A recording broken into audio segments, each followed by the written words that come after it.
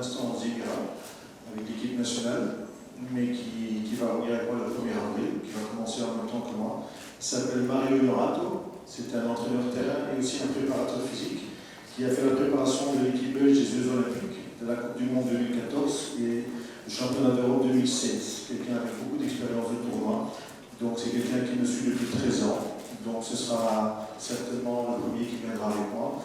Et alors je vais analyser tout ce qu'on a, parce que bon, je commence à découvrir la fédération et ses fonctionnements, ça ce sera pour demain, la manière qu'on travaille. Et puis au fur et à mesure, j'ai la totale liberté, les deux présidents, pour ajouter ou pour faire un environnement encore meilleur.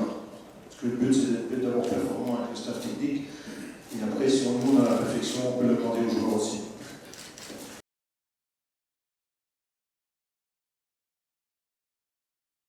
Différent, oui, ça c'est déjà clair. Disons que j'ai 48 ans, et à un moment donné de ta vie, il y a des choix à faire, il y a des choix de cœur. C'est pour ça que je crois que la Belgique a été surprise. Moi j'ai vu beaucoup au sentiment et à l'instinct. Quand le président m'a appelé, puis il a suivi une très bonne discussion.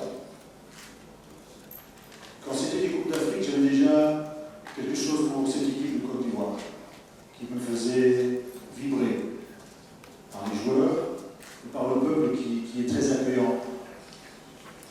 Et on est ensemble, je crois, mes premiers contacts il y a 2 semaines, si je me trompe. Et depuis lors, j'ai une motivation extrême pour réussir ce défi.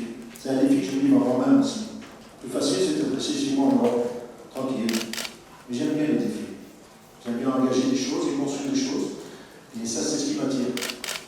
Et je peux compter sur une femme qui sait partir son homme à 6-7 km, ses enfants. Donc voilà, j'ai une famille entière.